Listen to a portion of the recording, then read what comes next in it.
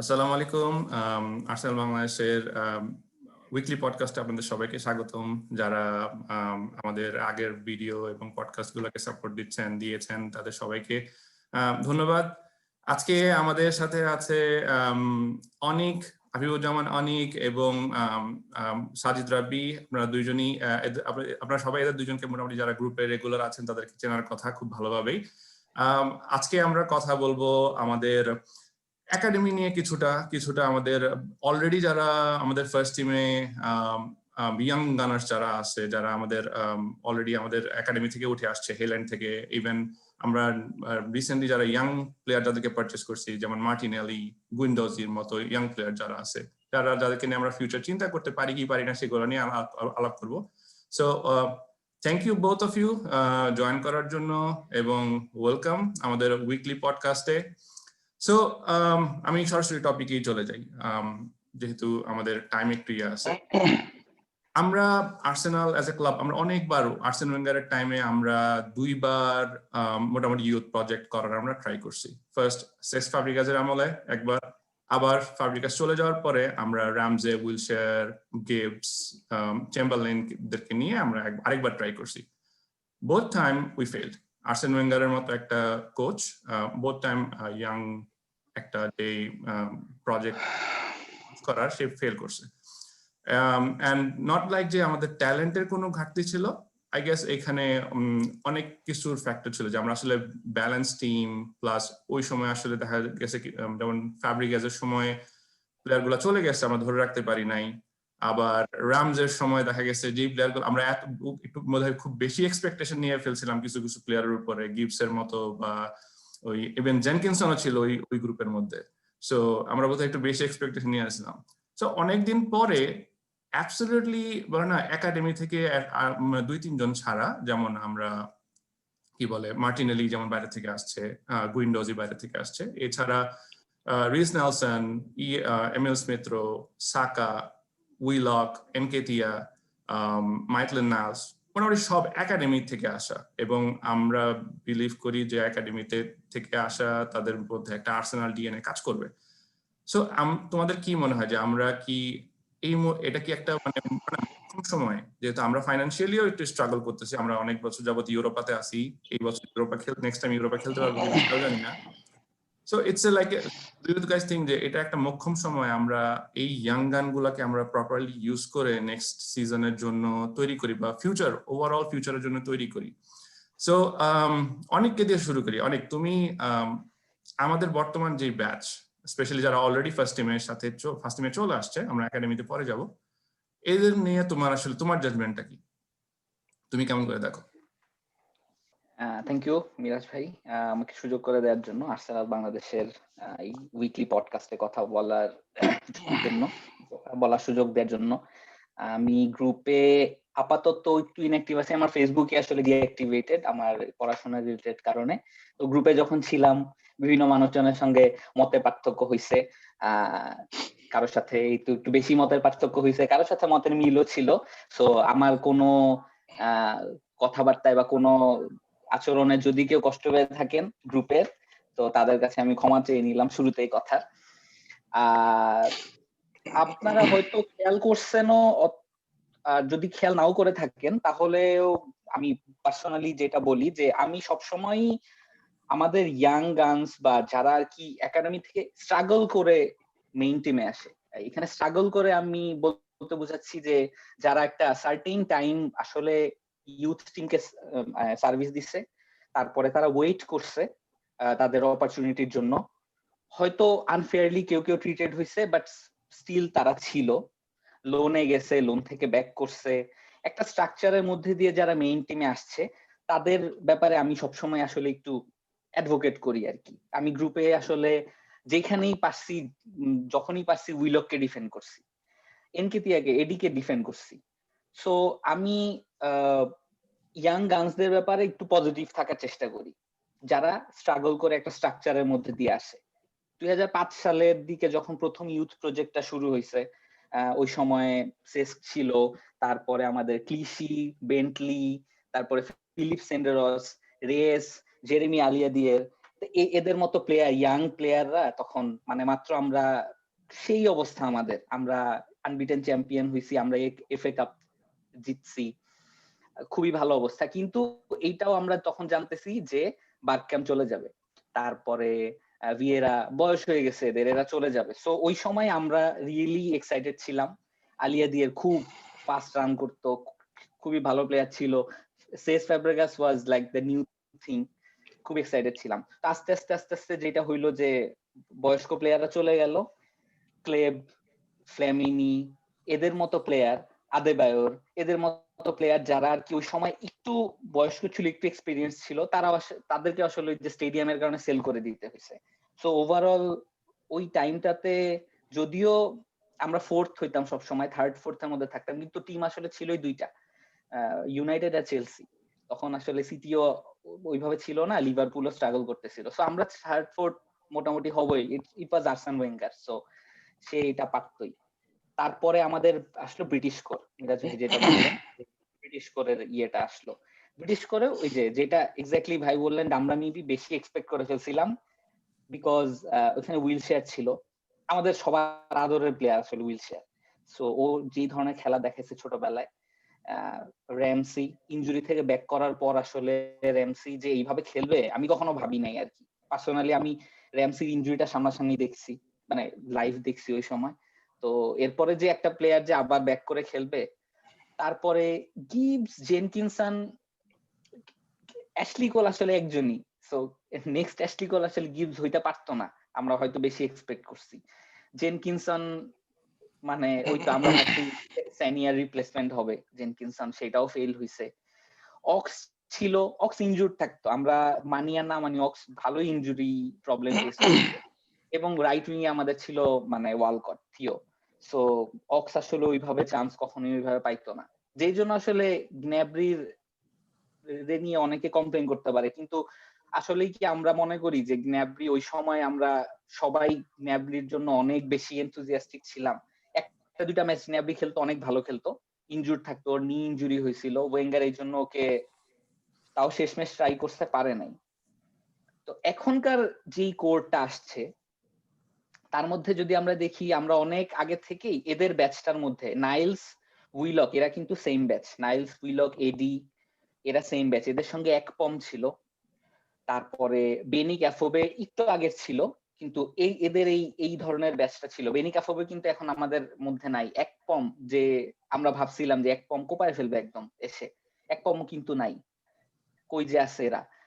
তো এখন যারা আর কি আসলে টু বি অনেস্ট ট্রুলি অনেক ভালো, তাদের বেশি সময় লাগে না।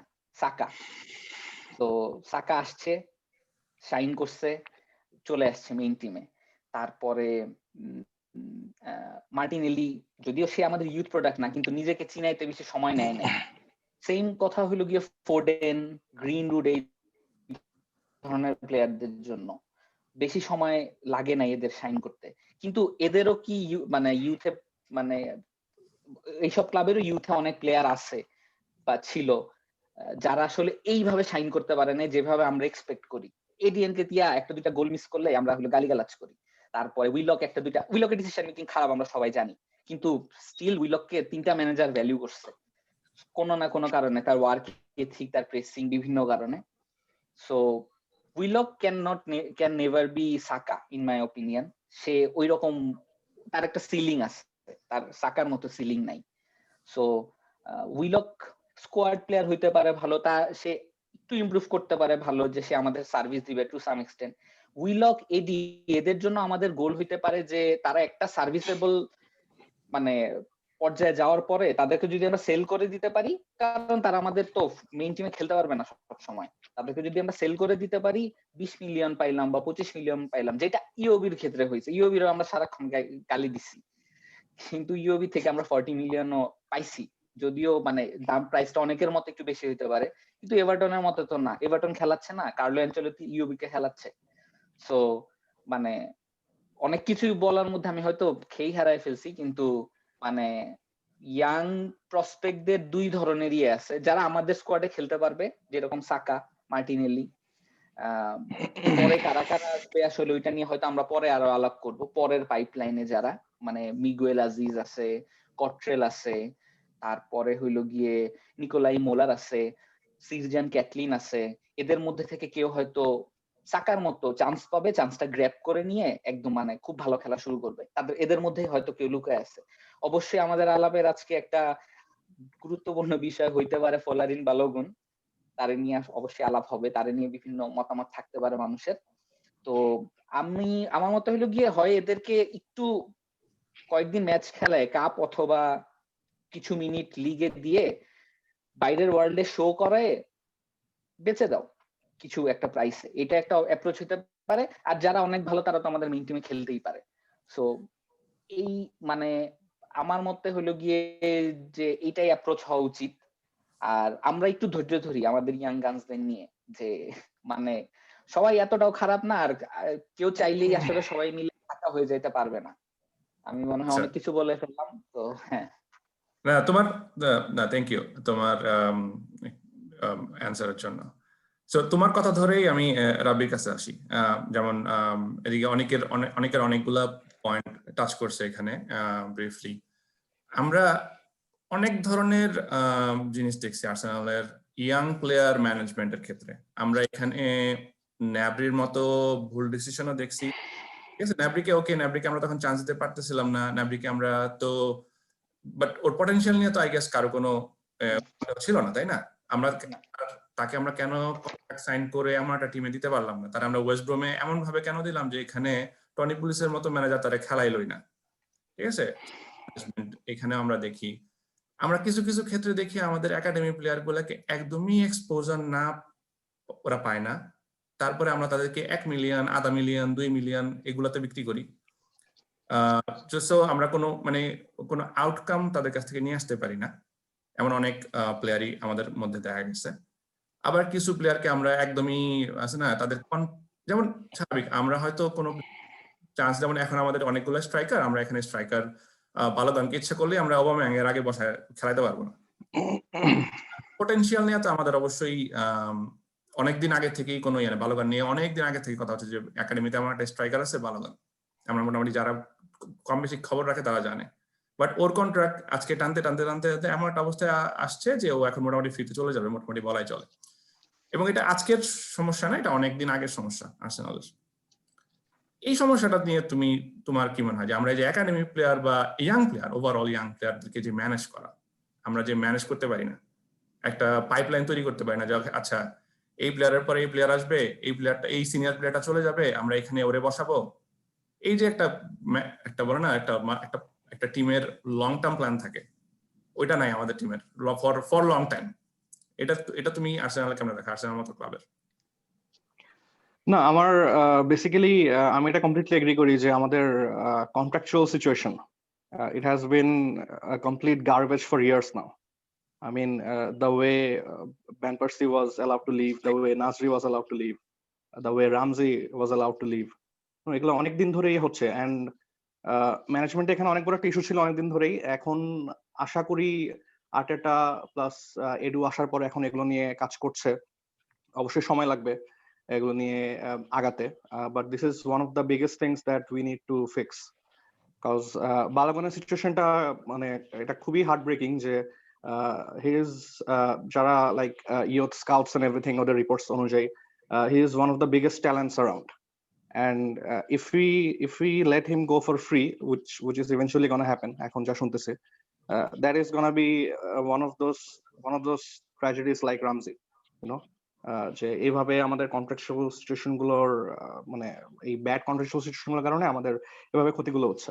আর ভাই আরেকটা কথা আপনি যেটা বললেন যে under exposure and over exposure, আমি বেশি ওয়ারিড থাকি ওভার এক্সপোজার নিয়ে। কজ দেখেন আমাদের এখন হেল্যান্ডের যেই প্লেয়ার গুলো হচ্ছে যাদের নিয়ে আমাদের এত এক্সপেকটেশন, যে মেটল্যান্ড নাইলস, আমার উইলক, এমিল স্মিথ রো, এই প্লেয়ার গুলো নিয়ে আমাদের এক্সপেকটেশন অনেক এক্সপেকটেশন। আমি খুব কশাসলি অপটিমিস্টিক এদের নিয়ে। কজ হেল্যান্ডে যে এই ক্রপটাই যে আমাদের মানে খুবই এক্সাইটিং একটা ক্রপ তা কিন্তু না। আমাদের 10-12 বছর আগে কিন্তু একটা এক্সাইটিং ক্রপ ছিল। আমাদের নাসের বারাজিতের মতো প্লেয়ার ছিল, ওজেকুপের মতো প্লেয়ার ছিল, জেরালেমের মতো প্লেয়ার ছিল, যাদের নিয়ে আমাদের অনেক এক্সপেকটেশন ছিল। probably even over expectation. যেমন আমরাই ডাব করেছিলাম যে ওজেকুপ will be the next Bergkamp, এরকম টাইপের কথা আমরাই বলেছি। হ্যাঁ, তো এখনো যেমন যে স্মিথ রোকে নিয়ে ওই দিন গত 2 ম্যাচের ভালো পারফরমেন্সের পরে আর্টেটাকে ইন্টারভিউতে জার্নালিস্টরা বলছিল যে he is the Croydon De Bruyne. তখন আর্টেটা খুবই লাইক স্মাইলিংলি বলছে যে let's just call him Emile Smith Rowe for now because there is a long way to go. So এই যে ওভার এক্সপোজারটা, বিকজ আর্টেটা দেখবেন যে এই 2020 জুন মাসেও একটা কথা বলেছিল যে some of our young players are playing more than what they deserve. মানে জিনিসটা একটু মানে ওভার কশাস মনে হতে পারে, but I completely agree with it. Because দেখেন স্ট্রাইকিং পজিশনে আমি বলবো যে জিনিসটা হেলদি, বিকজ আমাদের লাকাজেট আছে, অবামিয়াং আছে, তার ব্যাক এন্ডে আমাদের ইয়াং প্লেয়ারকে Nketiah, he has two idols to look up to. But if you look at the number 10 spot, we have Willock, we have Emil Smith Rowe with huge potential. We hope that they are gonna fulfill those potential, but who are they gonna look up to? Like, who is our number 10 player who that they are gonna look up to? Ozil to now that chapter is gonna close, I hope today or tomorrow. But আপনি যদি গত এক বছর কথা চিন্তা করেন, Ozil was not like in the first team, right? So এখন Ozil চলে যাচ্ছে, এখন আমাদের বলতে গেলে মানে নাম্বার 10 কে এমিল স্মিথ রো। তো ও মাত্র একটা ইয়াং প্লেয়ার, মাত্র উঠতেছে, তো ওর উপরে এত বড় প্রেসারটা যে এখনই ডেব্রায়নের সাথে কম্পেয়ার হচ্ছে। হ্যাঁ, এখনই দেখা যাচ্ছে এখন সে ভালো খেলছে, হ্যাঁ, বাট 5 ম্যাচ 10 ম্যাচ সে ভালো খেলবে, 12-13 ম্যাচে যে কিন্তু হি ইজ গোনা সাফার, বিকজ এত একটা ইয়াং এজে কিন্তু সে কনসিস্টেন্টলি পুরো সিজন ধরে রাখবে না। I hope he proves me wrong, but একটা ইয়াং প্লেয়ারের উপর আপনি ওই ভরসাটা করতে পারেন না, করা উচিত না যে he is gonna deliver me on the number 10 role every single day with like rating 9-10 or something like that. So but এখন কিন্তু সে ওভাবে ওভার এক্সপোজড হবে, বিকজ যেহেতু আমাদের ওই রিপ্লেসমেন্টটা নাই। এন্ড আর্টেটা এই কথাটাই বলেছিল যে some of our players are playing more than they should. And so এই জিনিসটা আমাদের ব্যালেন্স করতে হবে। হ্যাঁ, স্ট্রাইকিং পজিশনে আমি বলবো যে একটা ব্যালেন্স আছে, বাট এই যে নাম্বার 10 রোলে এই ব্যালেন্সটা নাই। এন্ড এটার একটা প্রাইম কশনারি টেল হচ্ছে আমি বলবো জ্যাক উইলশার, যে ও এত অল্প টাইমে যেই ওভার এক্সপোজারটা পেয়েছিল, like at 19 he was like destroying Xavi and Iniesta in that match, right? In that match in the Emirates. So ওই ওভার এক্সপোজার থেকেই now he is 29 years old and he is without a club, you know, and I think partially we are to blame for that, because আমরা যেভাবে ওকে over exposure করেছি, আমরা যেভাবে বলেছিলাম হ্যাঁ like উইলশার রামজির duo হবে দ্য নেক্সট জাভি ইনিয়েস্তা, আমরা কিন্তু সেই এক্সপেকটেশন গুলো দিয়ে ওদের শোল্ডার ভারী করতেছি। দেন ওরা যখন kind of over used them, আমি মনে করি এখন আমরা সাকাকে ওভার ইউজ করতেছি। ইভেন ডেফিনেটলি এফএ কাপ ইউরোপার ম্যাচেও আমরা সাকাকে দেখতে পাই, কেন আই ডোন্ট নো, এত প্লেয়ার থাকতে। সেটাই। এন্ড আই থিংক আর্টেটা জুনে সাকার একটা ভালো পারফরমেন্সের পরে এই কথা বলেছিল, ডাইরেক্টলি বলেন সাকার কথা, বাট ইনডাইরেক্টলি ওর কথাই মেনশন করতেছিল যে বিকজ আমরা পেপেকে এনেছিলাম যে হ্যাঁ he is gonna be that player for us, but he has not delivered yet. And I think আমরা জানি যে সবাই লাইক উইলিয়ানকে খুব ক্রিটিসাইজ করতেছে, এই সাইনিং নিয়ে খুব ক্রিটিসাইজ করতেছে, but I think one of the reason to bring Willian was to mentor Saka and Martinelli, because both of them are wingers and Willian played mostly winger in his career. So আমি এই জন্য এই সাইনিংটা নিয়ে খুব optimistic ছিলাম যে he is not there to play week and week out, but he is there to mentor this guys. হ্যাঁ, but এখন উইলিয়ানও ওভাবে পারফর্ম করতেছে না, পেপেও ওভাবে পারফরমেন্স দিতে পারছে না। Hope they will rectify their performances, but still এখন দেখা যাচ্ছে যে এই যে সাকা, মার্টিনেলি যদিও আমাদের মানে ইয়ুথ প্রজেক্ট না, but still he is young. So ওদের উপরে কিন্তু এখন এই প্রেসারটা পড়বে যে এখন এই যে 2-3 ম্যাচ ভালো খেলেছে, আমরা লাইক বলতেছি হ্যাঁ okay Saka is on number 7, Smith Rowe is on number 10, but ঠিক আপনি 10 ম্যাচ পরে দেখবেন যে their form is gonna fall. And আমরা কিন্তু তখন মানে দেখা যাবে যে আমি বলবো যে he is not that guy, is bullshit. যে উইলক যখন ফার্স্ট মানে খেলা স্টার্ট করলো, মানে আপনার উনাই এমারি আন্ডারে কিন্তু সে কন্টিনিউয়াসলি অনেকগুলো ম্যাচ খেলতেছিল, এন্ড অনেকগুলো ম্যাচ ভালো খেলছে, বাট একটা টাইমে গিয়ে কিন্তু ওর ফর্ম ডিপ করা স্টার্ট করে, which is completely understandable. Same goes for Guendouzi. Okay আমরা প্রথমে we started comparing him to Patrick Vieira. আমি অনেকগুলো টুইট দেখেছি যেখানে বলতেছিল যে I haven't seen it like a midfielder like that since Patrick Vieira, you know. So এরপরে যখন ফর্ম ডিপ করে তখন আমরাই বলি যে এটার তো পটেনশিয়াল নাই, এটাকে দিয়ে হবে না।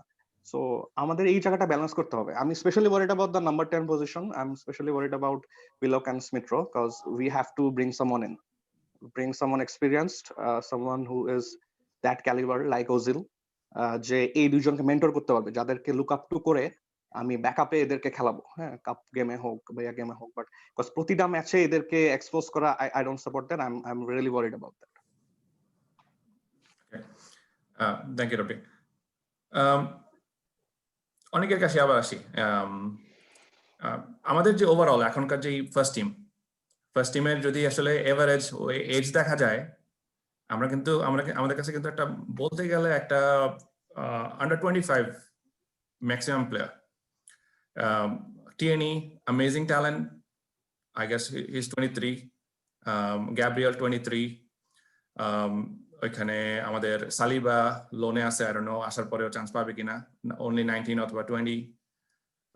সো আমি যদি এমন লিস্ট করি, আমাদের অলমোস্ট এমন 8 থেকে 10টা প্লেয়ার আছে এরকম যারা এমন 23 to 25।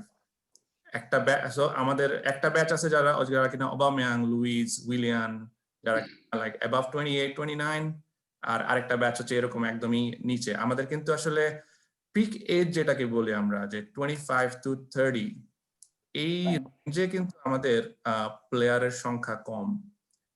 আই গেস এইখানে টিমের একটা ইমব্যালেন্সের একটা ইয়ে আছে।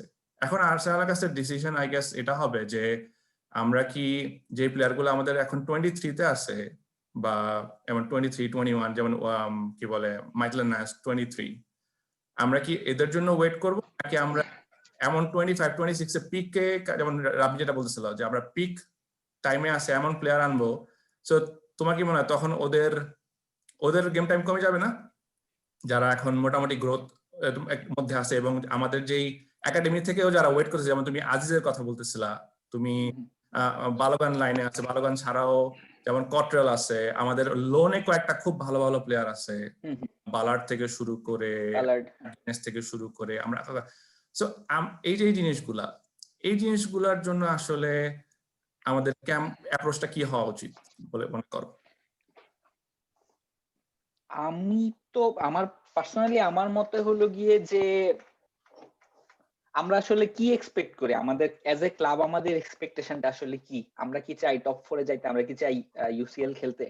তারপরে যদি আমরা এইভাবে নিজেদেরকে প্রশ্ন করি, আমরা কি মনে করি যে আমরা যে চাচ্ছি যে ইএসআর খেলুক, সাকা খেলুক, মার্টিনেলি খেলুক, প্রতি ম্যাচে এরা খেলুক, তারপরে আমরা কি মনে করি যে এরা আসলে আমাদেরকে নিয়ে টপ 4-এ যাবে?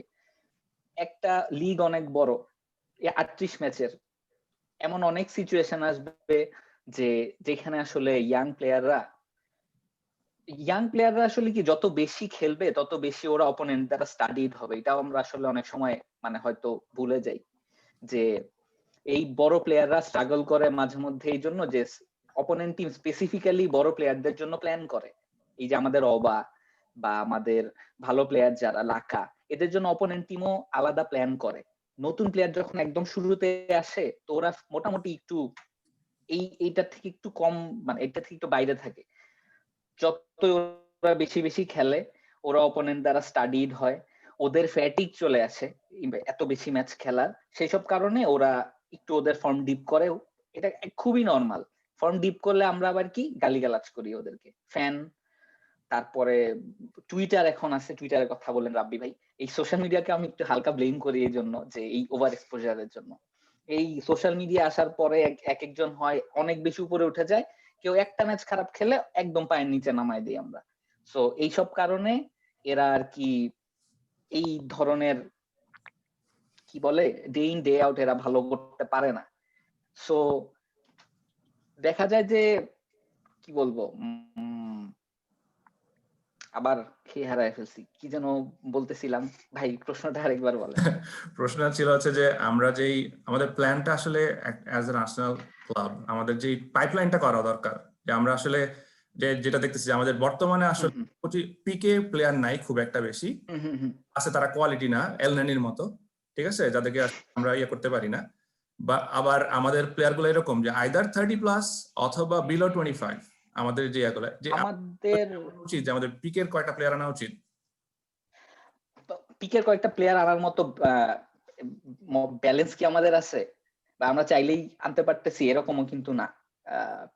আমরা একটা পিকের প্লেয়ার আনছি পার্টি 50 মিলিয়ন দিয়ে, আমাদের একটা ব্যালেন্স ক্রিয়েট করা উচিত অবশ্যই, যে ব্যালেন্সটা টু সাম এক্সটেন্ট আস্তে আস্তে আস্তে আস্তে হয়তো আসতেছে, কিন্তু আবার এইটাও যে ব্যালেন্সের প্লেয়ার আনলে পার্টি মানে ধরেন ভালো প্লেয়ার আনা হইলো, ইএসআর এর গেম টাইম অবশ্যই কমে যাবে, কিন্তু ইএসআর কি আসলে 38 ম্যাচ খেলার মতো বা 30 ম্যাচ খেলার মতো না, এখনই না। ইএসআর 20 ম্যাচ খেলতে পারে বা কিছু মিনিট পাইতে পারে লিগে, ইএসআর কাপ গেম খেলবে, ইএসআর ইউএল এর কোয়ার্টার ফাইনাল পর্যন্ত খেলবে, যেখানে মানে আমরা কম্পারেটিভলি ইজিয়ার অপোনেন্ট পাবো। সো ইএসআর তারপরে এই ধরনের প্লেয়ার উইলক এরা আমাদেরকে এই ধরনের সার্ভিস দিতে পারবে। সাকার কথা আমি এই জন্য বলতেছি না, সাকা অলরেডি আমাদের ফার্স্ট টিম প্লেয়ার, আর সাকা ওভার ইউজ আমার মতে এই বছর একটু কম হচ্ছে, কারণ ইউএল এ আসলে সাকা খেলে নাই অত বেশি, অ্যাটলিস্ট মানে পরের দিকে খেলে নাই। এফএ কাপে ওকে নামাইতে হয়েছে কারণ আমরা পারতেছিলাম না সাকা ছাড়া, আমরা বাদও করতে চাই না মানে সাকা ছাড়া, এই জন্য ইএসআর কেও খেলতে হয়েছে। তো ব্যালেন্স এই জন্যই জরুরি যে আমরা যদি পারি অবশ্যই আমাদের ভালো অ্যাটাকিং নাম্বার 10 আমাদের এমন প্লেয়ার খেলা উচিত যে আসলে অ্যাটলিস্ট 30-35টা গেম খেলতে পারবে, মাঝে মধ্যে সে খারাপ খেলবে, ইনজুর্ড হবে, ইএসআর তখন খেলবে। ইএসআর সবসময় কেন খেলবে? আমার মতে আমাদের ফিনান্সিয়ালি মানে ওই স্টেবিলিটি নাই যে আমরা আসলে চাইলেই 26-27 বছরের কয়েকটা প্লেয়ার পিক করতে পারবো। আমাদের এই ব্যালেন্সটা ক্রিয়েট করতে হবে যে মানে একাডেমি প্লেয়ার আমাদের থাকতেই হবে কিছু, যারা আমাদের কিছু মিনিট দিবে লিগে, আমাদের কোনো প্লেয়ার ইনজুর্ড হলে 2-3টা ম্যাচ খেলে দিতে পারবে আর কি। এছাড়া তো আমি আসলে এজ এ মানে ক্লাব আর্সেনাল আমি তো ম্যান সিটির মতো না যে সেকেন্ড একটা লিগের টিম দাঁড় করায় ফেলতে পারবো, গুন্ডোয়ান খেলবে আমার বেঞ্চে, তো মানে সেইটা তো সম্ভব না। ব্যালেন্সটা আসলে দরকার। তোমার তোমার ইয়াতে যেমন আসি, তুমি বলতেছিলে যে এমন ইএসআর কেন এতগুলা ম্যাচ খেলবে বা সাকা এতগুলা ম্যাচ কেন খেলবে, এর ঠিক অপোজিটটা কিন্তু আমরা এখন অনেকটা একাডেমি প্লেয়ারদের ক্ষেত্রে দেখতেছি। যেমন বালোগান 19 বছর বয়স, তারে মোটামুটি ইউরোপাতে কয়েকটা ম্যাচের চান্স দেওয়া হয়েছে, সে খেলছে স্কোর করছে, হ্যাঁ, এবং তাকে ফার্স্ট টিমের সাথে প্র্যাকটিস করানো হচ্ছে রেগুলারলি, বাট সে খুশি না। ঠিক আছে, এমন যেমন আমরা আমাদের একাডেমির ক্যাপ্টেন ছিল মিডফিল্ডারটা, আমি ওর নাম ভুলে গেছি, ও পরে ইউক্রেনের ইয়েতে চলে গেল, ডায়নামো জাগ্রেবে চলে গেছে, গত বছর খেলছিল, যাই হোক নাম ভুলে গেছি। এনিওয়েজ এমন অনেকগুলো প্লেয়ারই আছে যাদের ক্ষেত্রে বিয়েলিকের কথা বলতেছেন ভাই? হ্যাঁ, বিয়েলিকের কথা বলতেছিলেন কি? না না, বিয়েলিক না, বিয়েলিক তো আই গেস পরে আমরা সেল করেই দিছি। আমি আমাদের এই গত সিজনেও কয়েকটা ইয়ার ম্যাচ খেলছে, প্রি সিজন ম্যাচ খেলছে, যাই হোক নাম ভুলে গেছি। তো এইরকম আমরা আবার কিছু কিছু ক্ষেত্রে দেখতেছি যে একাডেমি প্লেয়ার যারা আছে ওরা খুব অল্প বয়সেই, যেমন আমাদের ওই যে জাবিয়ার আমেচি ছিল, জাবিয়ার আমেচি ইউরোপার ফাইনালে ওরে কেন স্কোয়াডে নেওয়া হলো না, এই জন্য সে পরের সিজন চলে গেল হামবুর্গ বা কোথায়। এমন অনেক ঘটনা ঘটতেছে যে ইয়াং একাডেমি প্লেয়ার, তখনও 20 হয় নাই তার বয়স, সে যেই লেভেলেই খেলুক, যেই পজিশনেই খেলুক, তারা অধৈর্য হয়ে চলে যাচ্ছে।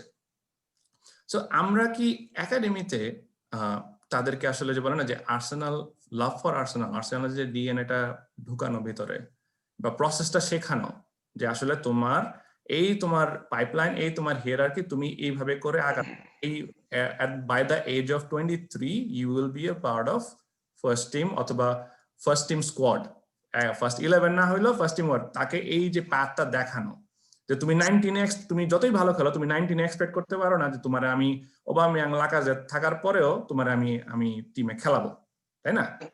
এই জিনিসটা শেখানো, এই জিনিসটাতে আমরা কি একাডেমি থেকে বা ওভারঅল আর্সেনাল ম্যানেজমেন্ট থেকে কিছুটা ফেল করতেছি কিনা? বিকজ আমরা প্রিভিয়াসলি দেখছি কিছু ইয়াং প্লেয়ার, এই বেন্নাসের বলো বা যাই বলো, এরা কিন্তু ওয়েট করে নাই, চলে গেছে, ওদের ওই ধৈর্য আমরা শিখাইতে পারি নাই যে ওকে তোমরা ওয়েট করো কয়েকটা সময়। রাবির কাছে আসি এইটা নিয়ে, যে আমরা একাডেমি থেকে কি আসলে ভ্যালিউটা, আর্সেনালের যে ভ্যালিউ, সেই ভ্যালিউটা প্রপারলি দিতে পারতেছি কিনা একটা প্লেয়ারকে। একটা এক্সাম্পল আরো অ্যাড করি, এই একটা বাচ্চা আছে কিডো টেইলর হার্ট, আমাদের মানে সেকেন্ড আন্ডার 18 এর সিনিয়র টিমে খেলে আর কি, তো সে আন্ডার 23 তেও চান্স পায়। তো কালকেই দেখতেছিলাম যে কিডো টেইলর হার্টও সাইন প্রফেশনাল, তার 18 বছর হয়েছে, তো এখন সে প্রফেশনাল কন্ট্রাক্টের জন্য এলিজিবল, কিন্তু সে আর্সেনালের প্রফেশনাল কন্ট্রাক্ট সাইন করতে চায় না। So these things are really worrying. Like, why? হ্যাঁ, যাই হোক সেটাই রাবি, তোমার কাছে ওইটা নিয়ে আসি যে আমরা কি আসলে বলে না যে আর্সেনাল একদম বলে না গোড়া থেকেই ভুলটা করতেছি কিনা এদেরকে। হ্যাঁ, মোস্ট ডেফিনেটলি, কজ মানে এখানে মানে আমার পার্সোনাল ওপিনিয়ন যে there is a cultural problem here, and এই কালচারাল প্রবলেমটা একদিনে সলভ হবে না। এটা বেসিক্যালি আমাদের একদম গোড়া থেকেই সেভাবে পলিসি মেক করে আগাতে হবে। এখন ব্যাপারটা হচ্ছে মানে আমার যেটা ধারণা সেটা হচ্ছে যে একটা ক্লাব যখন একটা হাই লেভেলে স্টেবল লেভেলে থাকে তখন এই ইনফ্রাস্ট্রাকচার গুলো নিয়ে ওভাবে চিন্তা করা যায়। হ্যাঁ, যে আমি এভাবে আগাবো। Like Barcelona for example, Barcelona কিন্তু অনেক বছর ধরে একটা প্রবলেম ছিল যে স্পেনে একটা রেগুলেশন আছে যে 18 বছর আগে প্রফেশনাল কন্ট্রাক্ট সাইন করা যায় না, যেখানে ইংল্যান্ডে 16 বছরে সাইন করা যায়, যেটার অ্যাডভান্টেজ আর্সেনাল অনেকবার নিয়েছে। যে বেলারিন ওয়ান এক্সাম্পল, যে বার্সেলোনা থেকে আর্সেনাল নিয়ে এসেছে 16 ইয়ার্স, ফাব্রিগাস অ্যানাদার ওয়ান। তো এই এই পলিসি গুলা বা এই কালচারালি এই জিনিসগুলা বার্সেলোনা ওভাবে ফিক্স করতে পারে। বার্সেলোনার অস্থির একটা একাডেমি আছে sure, but Barcelona is always at the top. They have that stability যে হ্যাঁ আমি ইনফ্রাস্ট্রাকচার নিয়ে এখন ফোকাস করবো। বাট আর্সেনালের গত লাইক 10 বছর ধরে যে ট্রানজিশন পিরিয়ডটা চলতেছে, এট দিস মোমেন্ট আমার মনে হয় ফোকাসটা একটু শিফট হয়ে গেছে। যে আমি আমার ইনফ্রাস্ট্রাকচার একাডেমির ওই ফোকাসটা, যে এখানে আমি আমার কালচারটা একটা স্ট্রং পজিশনে রাখবো, সেখান থেকে যেখানে আমার ফার্স্ট টিম এভাবে স্ট্রাগল করতেছে, আমার ফ্যান্স মানে আর্সেনাল ফ্যান্স আর probably the most frustrated fans around, because we have been through so much for the last 10-15 years, you know. So এরকম একটা এনভায়রনমেন্টের মধ্যে ওই কালচারটা এত তাড়াতাড়ি ঠিক করা আমার মনে হয় না পসিবল। তো এটা একটা হিউজ প্রজেক্ট, সেভাবে ইনিশিয়েট করে কালচারটা ভাবে ফিক্স করতে হবে। বাট আমার মনে হয় এট দিস পিরিয়ড জিনিসটা খুবই আনরিয়ালিস্টিক ওভাবে ভাবা।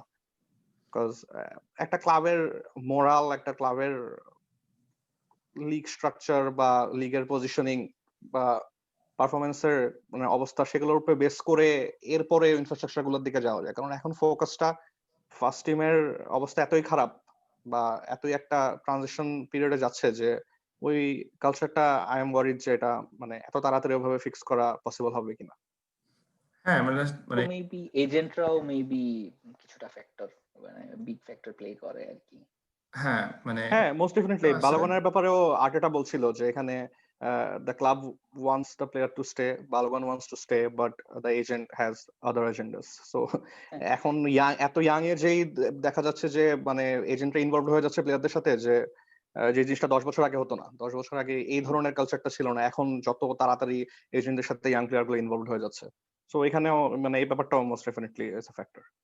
আর এডির এজেন্ট আর বালোগুনের এজেন্ট সেম। সো সেই এজেন্ট তো আসলে দুইজনের স্বার্থই দেখবে। সো আমরা মানে বালোগুনকেও চাচ্ছি, আবার আমরা একই সময় চাচ্ছি যে এডির যে ফিউচার ক্লাবের সাথে সেটাও হ্যাম্পার হোক। এজেন্ট তো আবার সেটা চাবে না। এজেন্ট চাবে তার দুইটা ইয়ের মানে ফিউচারই ভালো হোক। এটা হ্যাঁ, এডির কিন্তু আসলে কন্ট্রাক্ট আর 1 বছর থাকবে এরপরে। এডিকে নিয়ে আমাদের এই সামারে একটা ডিসিশন নিতে হবে, ইদার সেল করে দাও অথবা কন্ট্রাক্ট রিনিউ করো। সো এইসব কিছু আসলে প্লে করতেছে আন্ডার নিচে। তো মানে এই জন্য বালোগুনের সিচুয়েশনটা একটু ফ্রাস্ট্রেটিং। হ্যাঁ আমার কাছে যেটা এটাতে আসতে যাচ্ছিলাম যে একটা ইস্যু যেটা সেটা হচ্ছে একাডেমি প্লেয়ার যারা বা ইয়াং প্লেয়ার যারা আছে, এরা আসলে ফার্স্ট টিমে যখন সিনিয়র প্লেয়ারদেরকে দেখে, ওরা আসলে কি দেখে, কাদের দেখে? একটা বড় একটা ইয়ে আমাদের আমরা যেমন ভাবে অজিল ইস্যুটা যেমন ভাবে অ্যাজ এ ক্লাব আমরা হ্যান্ডেল করলাম, which was pathetic, ঠিক আছে? সো যে আমরা দেখতেছি আমার ক্লাবের সবচেয়ে হাইয়েস্ট পেইড প্লেয়ার, যে গত 1 বছর যাবত খেলে না, বাট ক্লাব তাকে পে করে যাচ্ছে এবং তার এই স্কোয়াডেও রাখা হইল না কেন? Just because of A China issue. এটা একটা। আমাদের ক্লাবে লুইস বলো বা উইলিয়ান বলো, আমরা যতই আর্গিউ করি, জুনিয়র যারা আছে ইয়াং প্লেয়ার যারা তারাও তো তাদের পারফরমেন্স দেখে, যে ওরা এত বছরের এক্সপিরিয়েন্স, এত বছরে এত ট্রফি, এত কিছু জেতার পরে যদি এই পারফরমেন্স দেয়, আমরা কি দোষ করছি? এটা আমরা যখন আমি যখন অফিসে থাকি, আমি বলবো যে এই ও এত বছর এক্সপিরিয়েন্স, যদি এই প্রেজেন্টেশন দেয়, আমি হচ্ছে ভালো প্রেজেন্টেশন দিতে পারো, আমি কেন ওর জায়গায় নাই? ওটা হচ্ছে এরকম। সো আমরা আসলে বলে না যে আমরা যেই উপরে যাদেরকে বসায় রাখছি সিনিয়র প্লেয়ার যারা আছে, এবং যেমন জাকা মানে গেম বাই গেম, কোনো গেম খুবই ভালো খেলতেছে, কোনো গেমে এমনই মিস্টেক করে যেগুলা মানে একদম চাইল্ডিশ মিস্টেক। এমন অনেকগুলো জিনিস আছে। এইগুলা তো ডেফিনেটলি ইয়াং প্লেয়ারদের মধ্যে ডিসকাশন হয় যে দেখছো কি অবস্থা, ঠিক আছে? এইটা কি একটা বড় ইস্যু কিনা? আমাদের যেই বলে না যে পেশেন্ট বা ট্রাস্ট রাখা ক্লাবের উপরে, যে না আমি তো দেখতেছি যে এরকম হচ্ছে, এইভাবে করে প্লেয়াররা আসতেছে। যদি আমরা রিসেন্টলি ক্লাবের যেই ইয়াং প্লেয়ারদেরকে যে প্রমোট করার যেই ফ্লো আমরা দেখতে পাচ্ছি, যে কোনো ইয়াং প্লেয়ার জন্য এটা এনকারেজিং হওয়ার কথা যে হ্যাঁ আমি তো দেখতেছি আমার ব্যাচের সাকা খেলতেছে, আমার ব্যাচের উইলক খেলতেছে, আমার ব্যাচের এমিল স্মিথ রো খেলতেছে, বা আমার 1 বছর সিনিয়র ওরা যেহেতু এখন এখানে আছে, আমি 1-2 বছর পর এখানে অবশ্যই থাকবো। বাট তারপরে আমরা এটা দেখতে পাচ্ছি না। এটার জন্য কি এই ফ্যাক্টরটা কাজ করে কিনা? রাব্বির কাছেই আসি। হ্যাঁ, most definitely, and this is one of the reason যে এই সিজনে যে বড় বড় কতগুলো ডিসিশন নেওয়া হলো, যে সক্রেটিস একটা খুবই experience player, but he is not in the squad because he doesn't deserve to be there. No, এটা কিন্তু একটা, আপনি যত কথাই বলেন যে ও কিন্তু গত 2 বছরে he was part of the squad, right? And I don't think আর্টেটার বাইরে অন্য কোনো ম্যানেজার থাকলে এত স্ট্রংলি ডিসিশনটা নিত না যে আমি স্কোয়াডেই রাখবো না। Same goes for Ozil. হ্যাঁ, ওজিলকে নিয়ে অনেক কন্ট্রোভার্সি আছে, হ্যাঁ, China incident and everything, but when I think about Ozil, যে লাইক আমি নিশ্চয়ই চিন্তা করি যে এই চায়না ইনসিডেন্টটা যদি অবামিয়াংকে নিয়ে হতো, যে হ্যাঁ অবামিয়াং সেড সামথিং লাইক দিস, অবামিয়াং এর যে পারফরমেন্স, আর্সেনালকে এই ডিসিশনটা নিত যে হ্যাঁ এই চায়না ইনসিডেন্ট হয়েছে এই জন্য আমি অবামিয়াংকে খেলাবো না? I don't think so.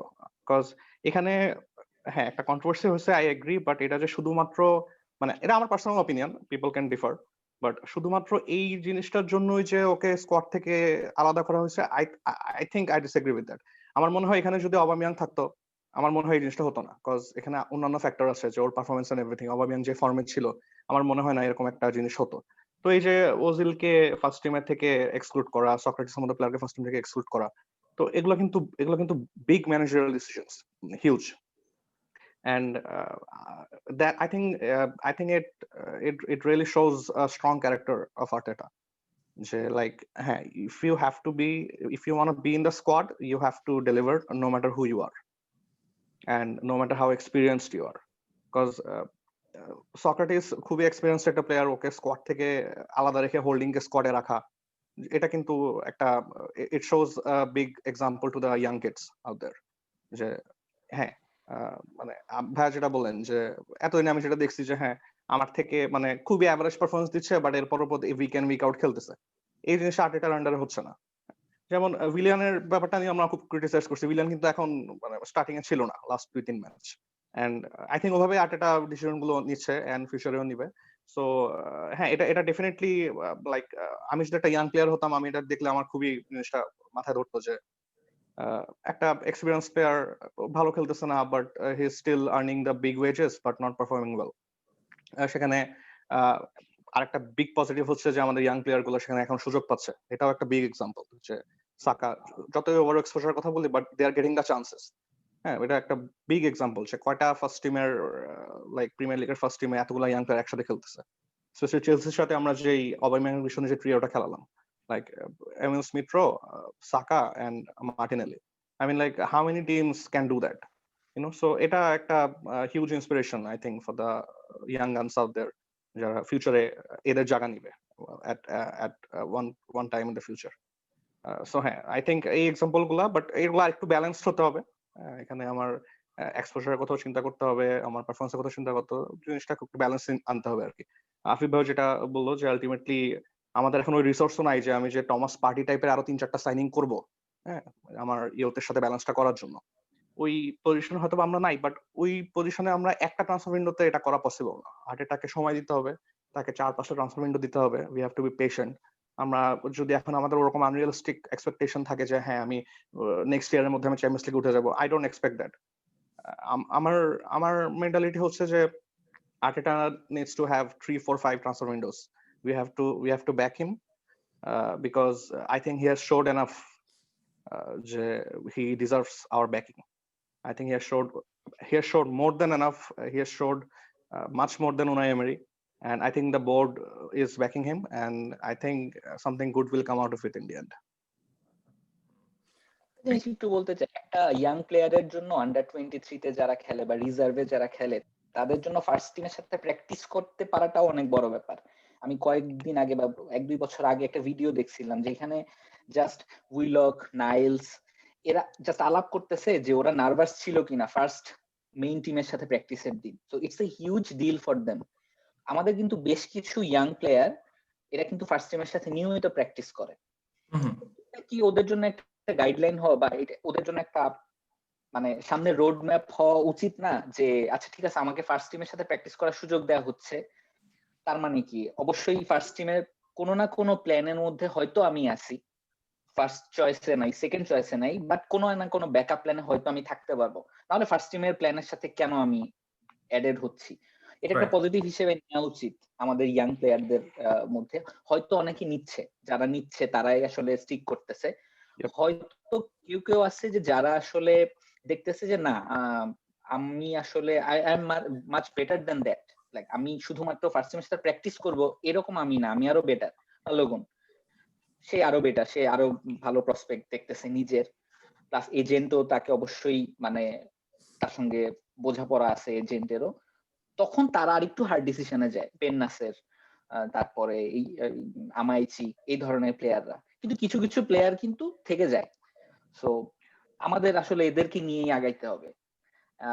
Unfortunately বালোগুনের কেসে যদি আমরা একদম আলটিমেটলি শেষমেশ ওকে সাইন নাই করাইতে পারি, যেটা মনে হচ্ছে এখন পর্যন্ত, আমাদের মতে আমাদের এইটা হার্ড ফিলিংস রাখা উচিত না, because we tried, what else we could do, আমরা আর কি করতে পারতাম বালোগুনের কেসে।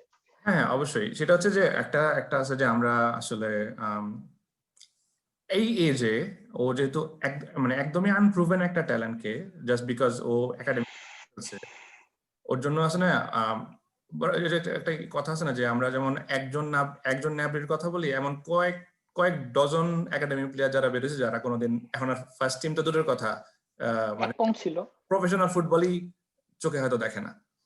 হ্যাঁ সেটাই। So for every Nabri there is a Gideon Zelalem, you know, because you never know how they will turn up. হ্যাঁ জেলালেমের কথা তো কি আর বলবো, এক প্রি সিজন কি খেললো, আমরা সবাই মোটামুটি পাগল হয়ে গেছিলাম। ওকে আমরা এটা এই আবার কোন প্লেয়ার, ঠিক আছে, তারপর কেন ওকে খেলানো হয় না, এমন 2 বছর 3 বছর 4 বছর যাওয়ার পর তো আচ্ছা ঠিক আছে গায়েবই হয়ে গেল। সো আমি একাডেমির আরেকটা টপিকে আসি, যেটা হচ্ছে আমাদের একাডেমিতে লোনিং সিস্টেমটা। রিসেন্টলি আমাদের লোনিং সিস্টেমটা আই গেস একটু বেটার হয়েছে, একটু আমরা প্লেয়ারদেরকে টোনে পাঠানো শুরু করছি, বাট তারপরেও তাদেরকে যে একটা চেলসি যেটা করে, চেলসির প্লেয়ার ভালো ভালো টিমে লোনে যায় এবং রেগুলার তারা গেম টাইম পায় মোস্ট অফ দ্য টাইম। তারা চ্যাম্পিয়নশিপে যে টিমেই দেয় বা যেখানে দেয় তারা গেম টাইম পায়। আমাদের ইভেন এই সিজনে আমি দেখছি জ্যাক ম্যাডলি প্লাস এমন আর কয়েকটা প্লেয়ার যারা লোনে গেছে তারা গেম টাইম পায় না। প্রথমত তাদেরকে অনেক সময় দেখা যায় যে তাদেরকে এমনই লোয়ার লেভেলে পাঠানো হয়, ওই 3rd টায়ার 4th টায়ারে পাঠানো হয়, তারপরে আসার পরেও তাদেরকে তখন আবার চিন্তা করা হয় ও তো 4th টায়ার খেলে আসছে, ওরা কেমনে খেলাবো। আমাদের লোনিং সিস্টেমটার এই অবস্থা কেন? অনেক, তুমি যদি এটা নিয়ে একটু কথা বলো। ফার্স্ট টায়ারে যদি আমরা কোনোভাবে পাঠাইতে পারতাম চ্যাম্পিয়নশিপের সাথে, মানে জি এনকেতিয়াকে যখন পাঠিয়েছি লিডসে কিন্তু ওর শুরুর দিকে ভালো মানে খেলতেছিল, গোলও দিছে কিছু। তারপরে অবশ্যই এখন লিডস এটা বিএলসার টিম, ও হয়তো কন্টিনিউয়াসলি পারে না। আমরাও কিন্তু এনকেতিয়াকে নিয়ে আসছিলাম, পরে ব্যাক করায় নিয়ে আসছিলাম, আমাদের দরকার ছিল। তাই ফার্স্ট চ্যাম্পিয়নশিপে যদি পাঠানো যায় সবচেয়ে বেটার, আমার মতে সবচেয়ে ভালো। আর টু বি অনেস্ট আমাদের কি আসলে ওই ধরনের ইয়ে আছে যে ইয়াংস্টার আছে যারা আর কি প্রিমিয়ার লিগের কোনো নিচের দিকে ক্লাবে যাবে? যদি এই ধরনের কোনো ইয়াংস্টার থাকেও, আর্সেনাল ফ্যানরাই সারাদিন তাকে গাইলায় যে একে লোনে পাঠাও, একে ইয়ে পাঠাও। উইলককে কি আমরা পারবো যে মানে ব্রাইটনে পাঠাইতে? ব্রাইটন নিবে না, কারণ ওরা গেম টাইমও দিতে পারবে না। তো আর্সেনাল মানে রিসেন্টলি বোধহয় এইভাবে ট্রাই করে যে এমন ক্লাবে পাঠাইতে যেখানে ও গেম টাইম পাবে। অবশ্যই মানে গেম টাইম ছাড়া আসলে একটা রিয়েল কম্পিটিটিভ গেম ছাড়া একটা প্লেয়ারের গেম কখনোই ইমপ্রুভ করবে না। আবার এমন ক্লাবে যদি পাঠানো হয় যে যেটা বললেন 3rd 4th টায়ারের ক্লাবে গিয়ে কোনো মানে খেলতেছে, অনেক গোল পাচ্ছে, লাভ কি?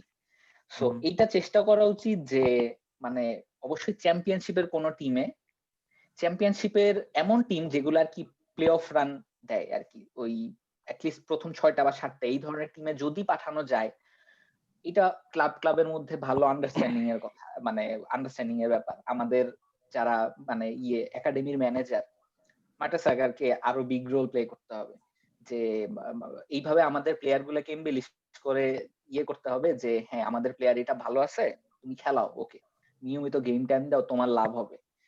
তো এই চ্যাম্পিয়নশিপে না গেলে আসলে ইংলিশ গেমের সাথে করা ডিফিকাল্ট। আমরা যদি এখন আবার জার্মানিতে পাঠাই একটা প্লেয়ারকে লোনে, তো ঠিক আছে জার্মান গেমের সাথে সে অ্যাকাস্টমড হয়ে আসলো, মানে নট নেসেসারিলি সে আবার এসে ইংলিশ গেমে মানে পারবে আর কি।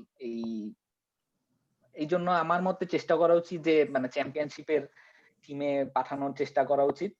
আমাদের নিজেদেরও একটু চেষ্টা করা উচিত আমাদের প্লেয়ার গুলাকে ভালো মতো হাইলাইট করার, একটু পজিটিভ ওয়েতে, not in a bad way, যে আমরা আমাদের প্লেয়ার গুলারে নিজেরাই, আমাদের আর্সেনাল ফ্যানরা এত মানে নেগেটিভ ওয়েতে মিডিয়াতে শো করে যে অ্যাজ ইফ তুমি এই প্লেয়ারটাকে যদি লোনে নাও তাহলে তোমার ক্লাবও ট্রলড হবে যে এই ক্লাব কি বাজে এই প্লেয়ারটাকে নিছে।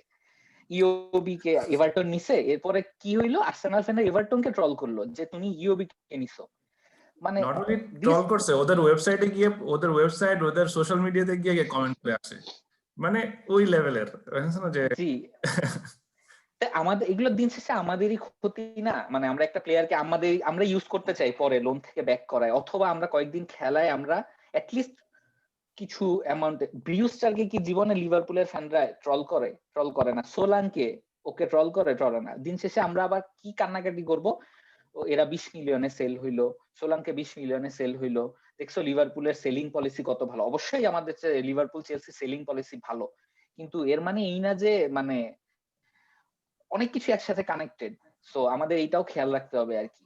তো আমার পার্সোনালি আমার মতে হলো গিয়ে championship would be the best place to send the players to loan, but হয়তো একাডেমি ট্রাই করে, কিন্তু দুয়ে দুয়ে চার হয় না, যে ও এমন টিমে পাঠাইলো যে ওই যে আবার যদি টনি পুলিশের মতো কোন একটা ম্যানেজারের হাতে চলে যায়, সে জাস্ট খেলাবে না, পার্সোনাল গ্রাজ থাকতে পারে কারো ওই আর্সেনালের উপর, নিয়ে বসায় রাখলো।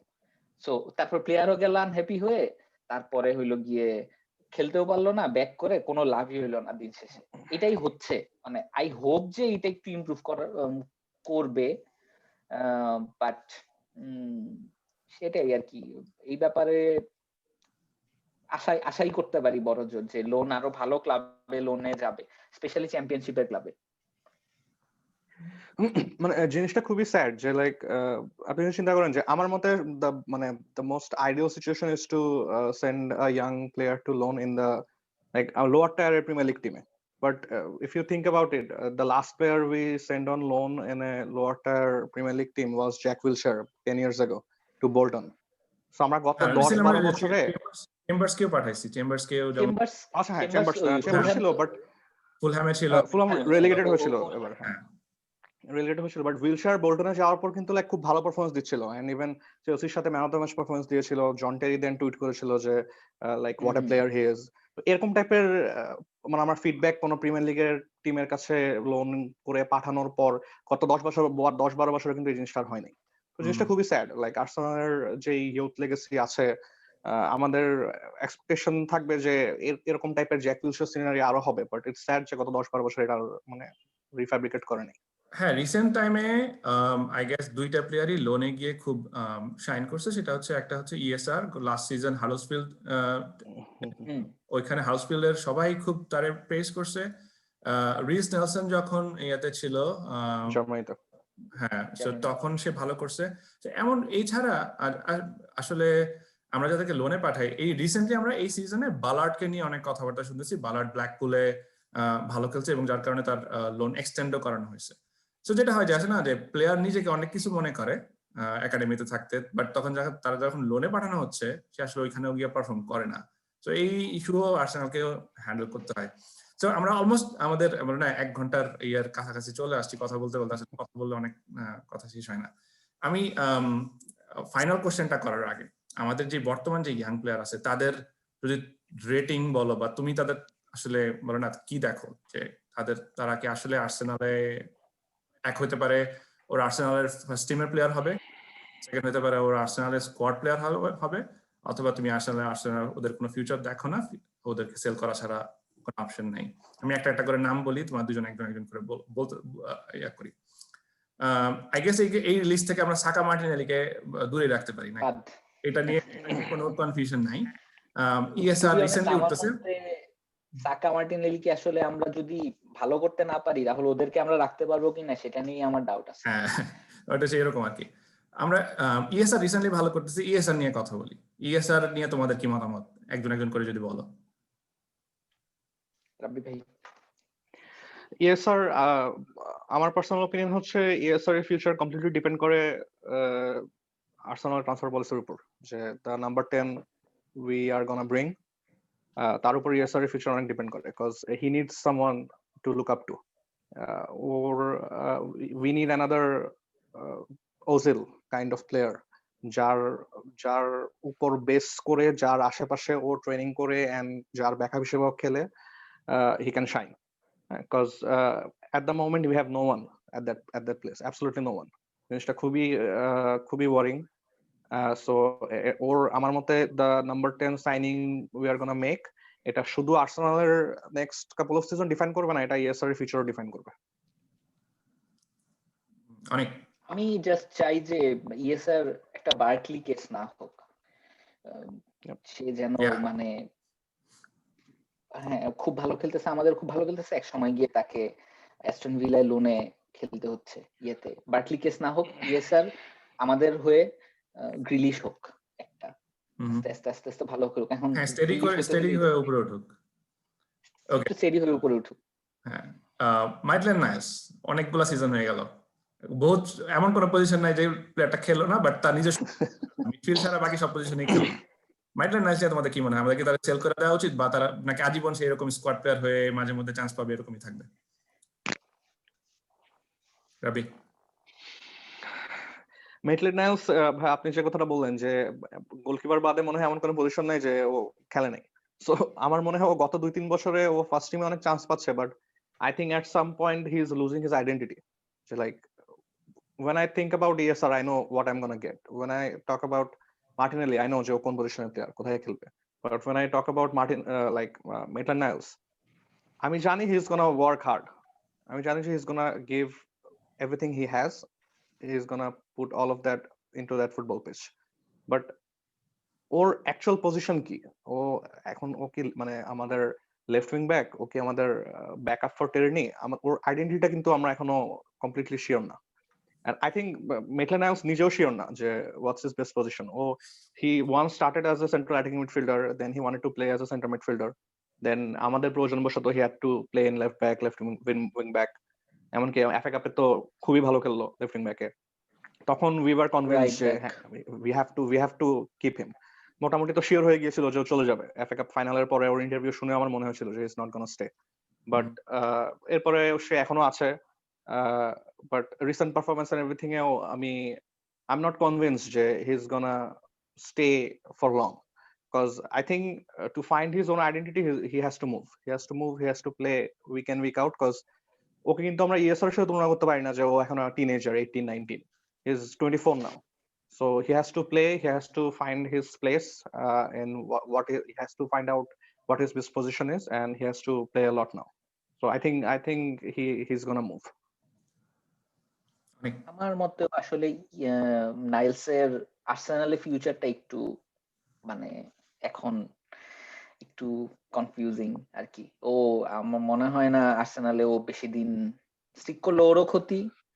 আর্সেনালের আসলে ওকে সেল করে যদি কোনো ক্যাপিটাল পাওয়া যায়, কারণ আমরা একটা ব্যাকআপ লেফট ব্যাক কিনলে আসলে নাইলসের আমাদের টিমে ইউটিলিটি আরো কমে যাবে, কারণ আমাদের অলরেডি সেড্রিক বে আছে রাইট ব্যাক হিসেবে। সেন্টার মিডে আসলে মনে হয় না মানে কোনো ম্যানেজার কনসিস্টেন্টলি ওকে খেলাবে। সো ইয়েস, নাইলস অন্য কোনো টিমে গিয়ে যদি প্রতি উইকে একটা ফিক্স পজিশনে খেলে নিজের মানে কারণ ও ইংল্যান্ড ইন্টারন্যাশনাল, এটা ওকে মাথায় রাখতে হবে। ইংল্যান্ড ইন্টারন্যাশনাল টিমে ও কোন পজিশনে খেলতে চায় সেইটা টার্গেট করে ওর আসলে মুভ করা উচিত। উইলকের কাছে আসি, উইলক নিয়ে কার মতামত? উইলককে নিয়ে আমার খুব হাই হোপ ছিল যখন উনাই এমারি আন্ডারেও প্রতিদিন খেলা স্টার্ট করলো এভরিথিং, বাট একটা টাইম ছিল যে আমরা ইএসআর কে নিয়ে আমাদের যে এক্সপেকটেশন ছিল সেই এক্সপেকটেশনটা উইলক ফিল আপ করা স্টার্ট করলো, যে অনেক আগায় গেল হঠাৎ করে উনাই এমারি আন্ডারে আসার পরে। বাট এখন কিন্তু আবার সর্ট অফ অপোজিট হচ্ছে, এখন আবার ইএসআর কিন্তু ওর সামনে চলে গেছে। সো বাট আই থিঙ্ক আমি আবার যেটা বললাম যে both prefer to play in the number 10 role, and if we get a good number 10 in the first team, I think Willock or ESR সেই কম্পিটিশনটা will be beneficial for both players and for Arsenal. So আমি যখন চিন্তা করি যে আমি next 5-6 বছরে আমাদের next ফাব্রিগাস বা নেক্সট এই টাইপের প্লেয়ার কে হবে যারা টিম লেভেল থেকে উঠে আমাদের ফার্স্ট টিমে খেলবে পিক লেভেলে, আমি মোস্ট ডেফিনেটলি উইলক আর ইএসআর কে দেখি সেই জায়গায়। But that of course depends on who we bring in the number 10 role again. উইলক কিন্তু ইউরোপা লিগে 3টা গোল 3টা অ্যাসিস্ট করছে এই সিজনেই। সো আমরা মানে এমন না যে উইলক একদমই মানে বাতিল মাল টাইপের, আমাদের হয়েই খেলছে। মোস্ট লাইকলি উইলক এই ধরনের অপোজিশনের উপর ডিপেন্ড করে, একটু কম্পারেটিভলি একটু উইক অপোনেন্টের সাথে আমাদের টিমটা যখন ভালো খেলতেছিল উইলক তখন ভালো খেলছে। সো উইলক আমাদের জন্য, আমি এগ্রি করি, এখনো সেল করে দেওয়ার মতো অ্যাসেট এখনো হয় নাই। কিন্তু ইফ পসিবল উইলককে যদি এই যে লোয়ার লেভেলের প্রিমিয়ার লিগে যদি কোনো ক্লাবে যাদের একটু সেন্ট্রাল মিডফিল্ডের প্রবলেম আছে ওই ধরনের ক্লাবে যদি লোনে পাঠানো যাইতো, এখানে সে প্রিমিয়ার লিগের ম্যাচ খেলবে, তাহলেও আমাদের জন্য একটু বেটার হইতো, ব্যাক করতো, কম্পিটিশন হবে ইএসআর এর সঙ্গে। আমি তো উইলকের মানে উইলক চাই যে উইলক থাকুক, কিন্তু চাই যে উইলক একটু লোনে যাক, একটু নিয়মিত পিএল এর ম্যাচ খেলুক। আমার কাছে কেন জানি উইলকে কোনো সময় নাম্বার 10 মনে হয় না, আমার কাছে উইলকে সবসময় নাম্বার 8 মনে হয়। হ্যাঁ আমার কাছে, হ্যাঁ আমি আসলে পুরোপুরি নাম্বার 10 উইলককে মানে কারণ উইলক প্রচুর নামে প্রচুর প্রেস করে। হ্যাঁ আমার কাছে মনে হয় খুব হার্ড ওয়ার্কিং ওর ওয়ার্ক এথিক্স আরন রামজে ছিল। আরন রামজে যেরকম হার্ড ওয়ার্কিং একটা নাম্বার 8 ছিল, যে উপরে নিচে দুই জায়গায় নামতে পারতো। মানে রামজেকে আমরা ডি বক্সে দেখতাম, পরের মিনিটে রামজে অলরেডি ডিফেন্সে চলে আসতো। উইলকের মধ্যে ওই জিনিস দেখতে পাই, বাট হ্যাঁ ওর কাছ থেকে ক্রিয়েটিভিটি আশা করাটা আমি মনে করি একটু বেশি হবে। ও আসলে আর উইলকের বক্স প্রেজেন্স বেশ ভালো, মানে আমরা এই যে উইলককে এই জন্যই গালি দিই যে উইলক গোল মিস করে বা মানে ইম্পর্টেন্ট পাস দিতে পারে না, কিন্তু উইলক কিন্তু বক্সে বেশ ভালো মুভ করে। এক্স্যাক্টলি। আচ্ছা আমাদের এক সময়কার মানে না আমরা যাকে নিয়ে সবচেয়ে বেশি আই গেস এক্সাইটেড ছিলাম, রিস নেলসন, যাকে আর্সেনালের কভার ফটো থেকে শুরু করে এমন কোন জায়গায় নাই রিস নেলসনকে না আনা হয়েছে প্রিমিয়ার লিগ 2 এর player of the year, but Reece Nelson ধীরে ধীরে হারায় যাচ্ছে। ওর আসলে ওর নিয়ে ইস্যুটা কি? আই থিঙ্ক আর্টেটার যে থিঙ্কিং যে লাইক হ্যাঁ আমি কোন কোন প্লেয়ারকে দেখি আমার future perspective, I think Arteta has already decided যে Nelson is not that player. I don't know why, because ও যখন জার্মানি থেকে লোনে ফেরত আসলো we had high expectations, and okay যে চান্স দেওয়া হয়নি তাও কিন্তু না, কিন্তু উনাই এমারির আন্ডারেও মোটামুটি ভালো চান্স পেয়েছে। আর্টেটার আন্ডারে শুরুর দিকে কয়েকটা ম্যাচ মানে খেলা শুরু করছিল, আমরা বেশ এক্সাইটেড হয়ে গেছিলাম যে স্টার্লিং এর সাথে আর্টেটা যেটা করছে হয়তো ইনজুর্ড হয়ে গেছিল অবশ্য এর পরে রিজের সঙ্গে ওইটা করে হ্যাঁ ইনজুর্ড হয়ে গেছিল। ওর ইনজুরিটা অনেক বড় ফ্যাক্টর ছিল। আর স্টার্লিং এর সাথে যে জিনিসটা কম্পারিজন চলতেছিল ওটা এখন আই থিঙ্ক সাকাতে শিফট হয়ে গেছে সর্ট অফ, যে নেলসনের সেই ইনজুরির পরে। সো নেলসন আমার মনে হয় না নেলসন বেশি দিন থাকবে আর্সেনালের সাথে, because he either needs to go on another loan or he will move permanently. But I had high hopes with him. I still do. But I think Arteta doesn't. Because এটা আমার সবচেয়ে বেশি মনে হয়েছিল যে ইউরোপা লিগে একটা ম্যাচে মনে হয় ওকে 1 মিনিটের জন্য নামেছিল, and তখন টুইটার একদম ফিউরিয়াস হয়ে গেছিল যে he doesn't deserve that. Like, come on. উইলিয়ামকে খেলানো হয়েছিল, উইলিয়ামকে খেলানোর কারণে আরো বেশি ছিল। রিজের কেসটা আসলে ওই যে আমার কাছে আনফরচুনেটলি এই জন্য লাগে, পেপে আর উইলিয়ামকে আমরা তো আসলে ফেলে দিতে পারবো না। পেপেকে আমাদের বিয়ার করতে হবে, উইলিয়ামকে আমাদের বিয়ার করতে হবে, দুইজনই উইঙ্গার। সেটাই, আমাদের আরো দুইটা এক্সট্রা উইঙ্গার আছে, সাকা মার্টিনেলি। সো এবং অবাও আসলে আমাদের উইংয়েই খেলে, যদি লাকা সেন্টারে খেলে তাহলে আমরা আসলে রিস্কে আসলে আমরা অ্যাকোমোডেট করতে পারবো না এই ইয়েটাতে। সো আমার মনে হয় and I think Arteta already এটা ডিসাইড করে ফেলছে, কজ যেভাবে আর্টেটার ডিসিশন মেকিং হচ্ছে, I think he already knows that he has already made up his mind, which is really sad, but I hope, because ফুটবলে like এসব জিনিস change হতে বেশি দিন লাগে না, 1 or 2 injuries, you never know, but I hope, but it's really unrealistic to think যে সাকার ওই লেভেলে এত তাড়াতাড়ি নেলসন আসতে পারবে। Okay, fine. Final one, Nketiah definitely মানে ওর স্কোরিং নিয়ে কারো আসলে কোনো খুব একটা কমপ্লেন নাই, ওর রেকর্ড যেগুলো নিয়ে আসছে, বাট ডেফিনেটলি এবং লাকার পরে তাকে চান্স দেওয়া এবং যে সুযোগ সময়টুকু সে পাচ্ছে কম বেশি সেটুকু আসলে সে কতটুকু ইউজ করতে পারতেছে, ওর ফিউচার কি দেখো, কি থাকবে? আচ্ছা ভাই, এখানে আপনাদের দুজনের কাছে আমার একটা কোশ্চেন আছে যে যদি if given the choice যে tomorrow do you want to keep Nketiah or do you want to keep Balogun, which one you will choose? Honestly I will choose Balogun. আমি জানি এটা মেরাজ ভাই, হ্যাঁ আমিও সেম অ্যান্সারই দিব, because what I've seen in Balogun is something special, মানে একটা vibe দেয় প্লেয়ার মাঠে যখন থাকে। এনকেতিয়া আমাকে ওই ভাইবটা দেয় না। এনকেতিয়া আমাকে বলে না আগের মানে 90s বা 20s 2000 এর দিকে ইয়ান রাইট বা এই টাইপের যে Fox in the box type striker একটা যুগ ছিল, ওই টাইপের একটা ভাইব দেয়, যেটা নাই। প্রবলেমটা হচ্ছে ওইখানে। আমি কোশ্চেনটা এই জন্যই করলাম কজ আমি যখন মানে সেম এজ ইউ, আমি যখন এনকেতিয়াকে দেখি in my brain he registers as a backup striker. For some reason, I always see him, okay, he'll be a good backup striker. But আমি যখন বালোগানকে দেখি, my brain registers him as a, okay, he can be starter. A lone striker up there. He can be a starter. 5 years from now, I don't see Nketiah being that. But আমি বালোগানের কথা যখন চিন্তা করি, for some reason, I don't know why, it could be like, হ্যাঁ আমি বললাম তো যে for every Nabri there is a Gideon Zelalem story. You may never know যে সে কিভাবে টার্ন আউট করবে। But এখন যদি আমাকে কেউ চয়েস দেয়, I'll definitely go with Balogun. So I think that's my answer for Nketiah.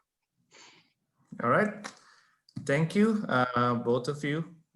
আমরা অলমোস্ট 1 ঘন্টা 1 hour মার্ক টাচ করে ফেলছি, সো লাইভলি ডিসকাশনের জন্য। সো ফাইনাল কোয়েশ্চেন, যেটা আসলে আমাদের আজকের পডকাস্টের কোয়েশ্চেন ছিল যে do you guys think that this is a prime time যে আমাদের ইয়ুথ প্রজেক্টটাকে নিয়ে আমাদের টিম গড়া আর্সেনালের জন্য? Do we have the right players right now and in the pipeline as well? যে আমরা কি করতে পারবো কিনা, কি মনে হয়? Just yes or no?